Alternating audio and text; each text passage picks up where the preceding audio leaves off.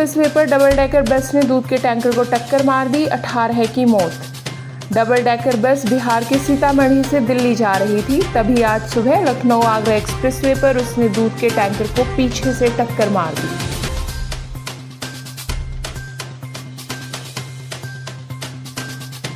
America का कहना है कि भारत यूक्रेन में युद्ध समाप्त करने के लिए पुतिन से आग्रह करने की क्षमता रखता है। यूक्रेन की राजधानी कीव में बच्चों के अस्पताल पर हुए घातक हमले के एक दिन बाद भारतीय प्रधानमंत्री नरेंद्र मोदी ने पुतिन से कहा कि मासूम बच्चों की मौत दर्दनाक और भयावह है, जिसके बाद जीन पियरे ने यह टिप्पणी की। रूस में भारत के प्रधानमंत्री नरेंद्र मोदी को रूस के सर्वोच्च पुरस्कार से नवाजा गया है।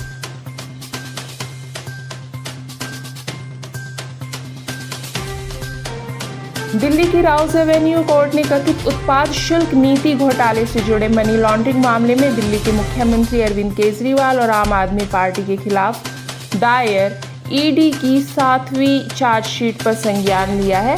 विशेष न्यायाधीश कावेरी बावेजा ने इस मामले में 12 जुलाई 2024 को अरविंद केजरीवाल और आप के लिए प्रोडक्शन वारंट भी जारी किया।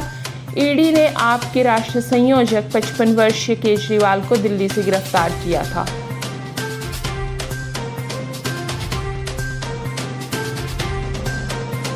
प्रधानमंत्री नरेंद्र मोदी ऑस्ट्रिया की 2 दिवसीय यात्रा पर मंगलवार को मॉस्को से वियना पहुंचे। इस दौरान दोनों देश अपने द्विपक्षीय संबंधों को और गहरा करने और कई भू राजनीतिक चुनौतियों पर घनिष्ठ सहयोग के तरीके तलाशेंगे।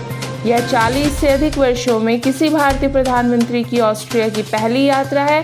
1983 में इंदिरा गांधी की यात्रा आखिरी भारतीय प्रधानमंत्री की ऑस्ट्रिया यात्रा थी।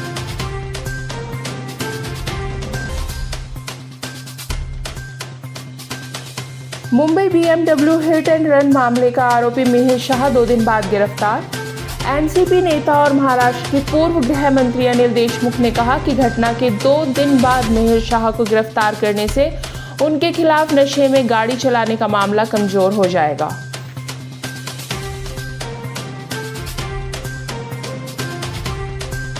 लोकसभा चुनाव के बाद पहली बार 13 विधानसभा सीटों पर मतदान हो रहा है। पंजाब में जालंधर पश्चिम विधानसभा क्षेत्र में उपचुनाव को मुख्यमंत्री भगवंत मान के लिए अग्नि परीक्षा के रूप में देखा जा रहा है। पश्चिम बंगाल में जिन विधानसभा सीटों पर मतदान होना है वे हैं रायगंज, राणाघाट दक्षिण, बागदा और मानिकतला।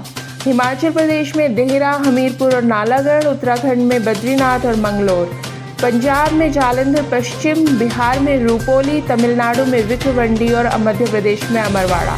इनमें से 4 राज्यों में इंडिया घटक दलों का शासन है, जबकि बाकी में भाजपा या एनडीए की सरकार है।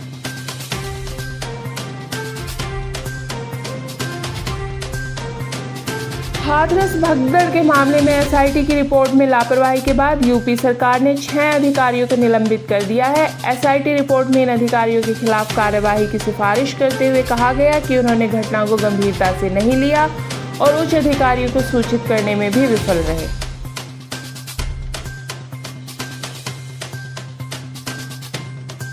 भारत दौरे के कुछ दिनों बाद बांग्लादेश के प्रधानमंत्री शी जिनपिंग के साथ बातचीत करने के लिए बांग्लादेश की प्रधानमंत्री शेख हसीना चाइना पहुंची।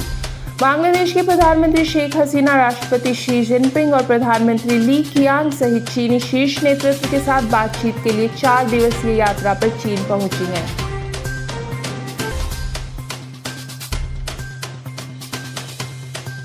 फ्रांसीसी वामपंथियों ने प्रधानमंत्री पद के लिए उम्मीदवार खड़ा किया और मैक्रोन को अटाल को पद पर न रखने की चेतावनी दी।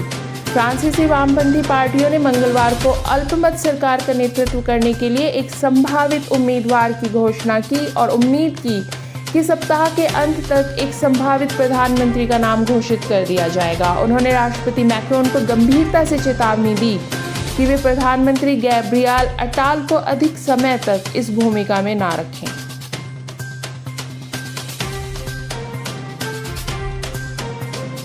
बैरल ने कैटेगरी 1 हरिकेन के रूप में टेक्सास में प्रवेश किया और तबाही मचाई। बैरल के कारण टेक्सास की बिजली भी चली गई। हालांकि अब बैरल डाउनग्रेड होकर पोस्ट ट्रॉपिकल साइक्लोन में बदल चुका है।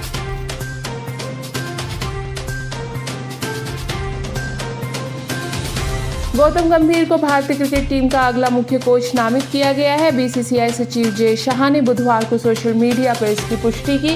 गंभीर भारत के पूर्व क्रिकेटर राहुल द्रविड़ की जगह लेंगे, जिनका कार्यकाल T20 वर्ल्ड कप 2024 के बाद समाप्त हो गया है।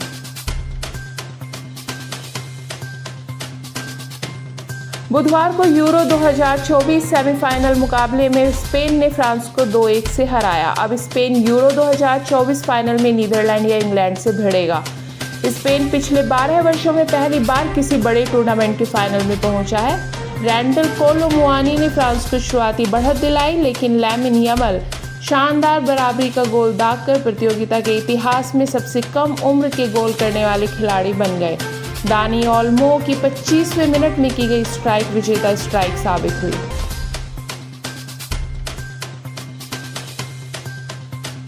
कोपा अमेरिका टूर्नामेंट में अर्जेंटीना बनाम कनाडा सेमीफाइनल मैच में अर्जेंटीना ने कनाडा को 2-0 से हराकर सेमीफाइनल में प्रवेश किया। एल्वारेज मेसी ने अर्जेंटीना को 2-0 से जीत के साथ फाइनल में पहुंचाया।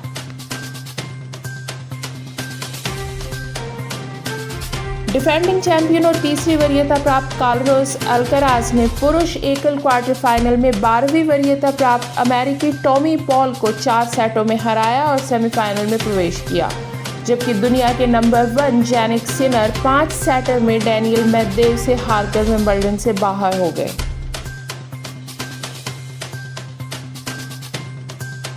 लव सिन्हा ने माता पिता की सालगिरह पोस्ट से बहन सोनाक्षी सिन्हा को बाहर छोड़ा। आपके बच्चों के रूप में जन्म लेकर धन्य हूँ, यह लव सिन्हा ने पोस्ट किया। सोनाक्षी और जहीर इकबाल की शादी के बाद से परिवार में झगड़े की खबरें आ रही हैं। लव सिन्हा सोनाक्षी सिन्हा की शादी में भी शामिल नहीं हुए थे।